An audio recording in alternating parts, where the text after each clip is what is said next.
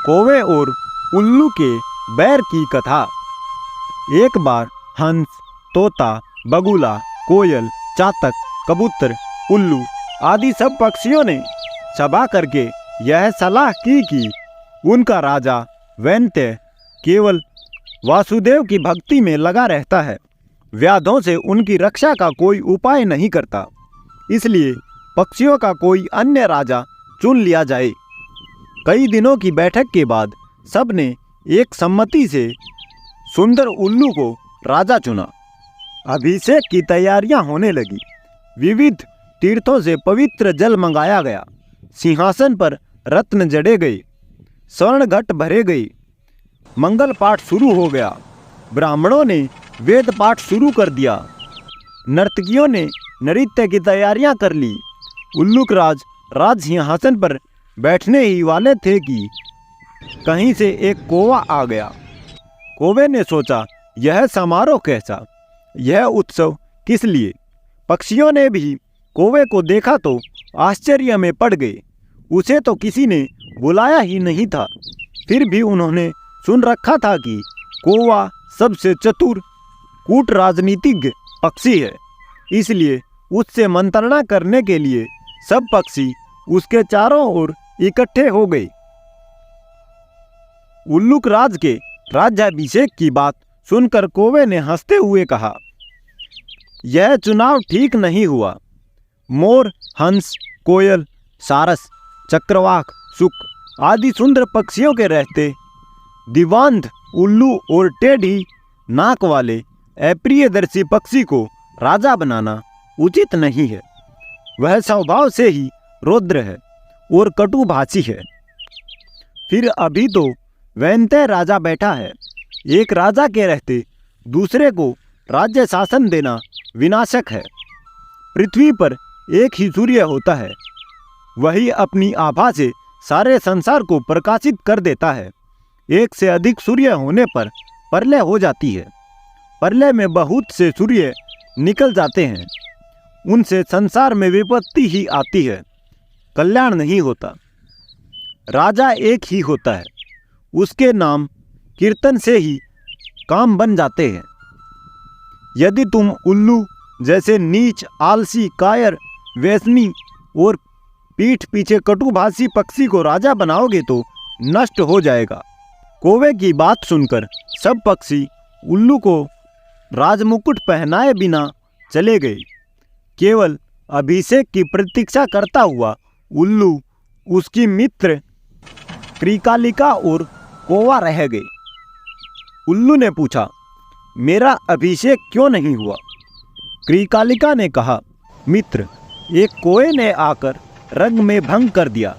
से सब पक्षी उड़कर चले गए हैं, केवल वह कौवा ही यहाँ बैठा है। तब उल्लू ने कौवे से कहा, दुष्ट कौवे, मैंने तेरा क्या बिगाड़ा था जो तूने मेरे कार्य में विघ्न डाल दिया? आज से मेरा तेरा वंश परंपरागत वैर रहेगा। यह कहकर उल्लू वहां से चला गया। कौवा बहुत चिंतित हुआ, वहीं बैठा रहा। उसने सोचा, मैंने अकारण ही उल्लू से वैर मोल ले लिया। दूसरे के मामलों में हस्तक्षेप करना और कटु सत्य कहना भी दुखप्रद होता है। यही सोचता सोचता वह कौवा वहां से चला गया। तभी से कौवों और उल्लुओं में स्वाभाविक वैर चलता आता है।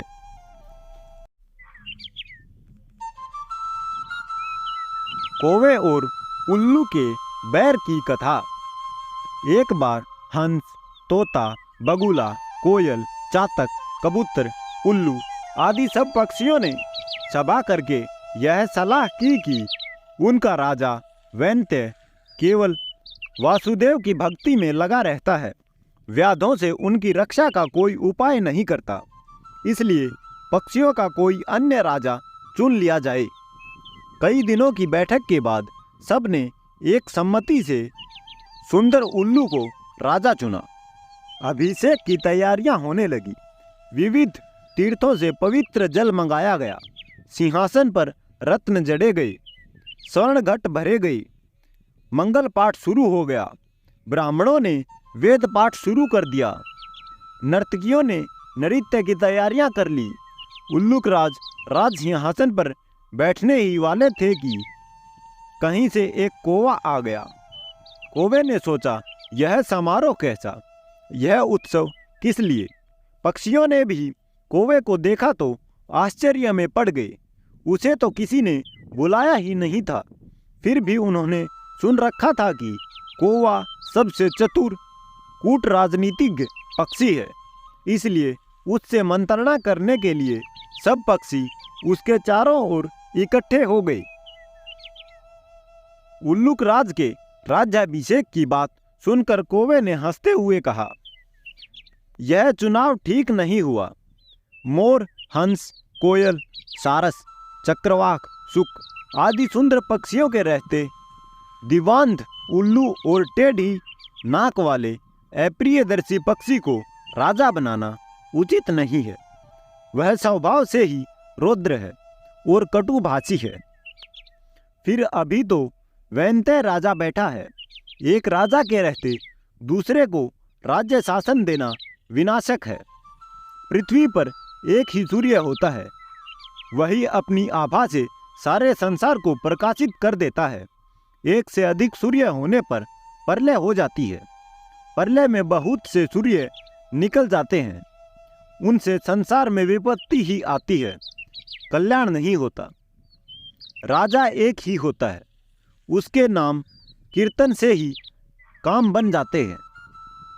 यदि तुम उल्लू जैसे नीच, आलसी, कायर, व्यसनी और पीठ पीछे कटुभाषी पक्षी को राजा बनाओगे तो नष्ट हो जाएगा। कौवे की बात सुनकर सब पक्षी उल्लू को राजमुकुट पहनाए बिना चले गए। केवल अभिषेक की प्रतीक्षा करता हुआ उल्लू, उसकी मित्र क्रिकालिका और कौवा रह गए। उल्लू ने पूछा, मेरा अभिषेक क्यों नहीं हुआ? क्रिकालिका ने कहा, मित्र, एक कौवे ने आकर रंग में भंग कर दिया। से सब पक्षी उड़कर चले गए हैं, केवल वह कौवा ही यहाँ बैठा है। तब उल्लू ने कौवे से कहा, दुष्ट कौवे, मैंने तेरा क्या बिगाड़ा था जो तूने मेरे कार्य में विघ्न डाल दिया? आज से मेरा तेरा वंश परंपरागत वैर रहेगा। यह कहकर उल्लू वहां से चला गया। कौवा बहुत चिंतित हुआ, वहीं बैठा रहा। उसने सोचा, मैंने अकारण ही उल्लू से वैर मोल ले लिया। दूसरे के मामलों में हस्तक्षेप करना और कटु सत्य कहना भी दुखदप्रद होता है। यही सोचता सोचता वह कौवा वहां से चला गया। तभी से कौवों और उल्लुओं में स्वाभाविक वैर चलता आता है।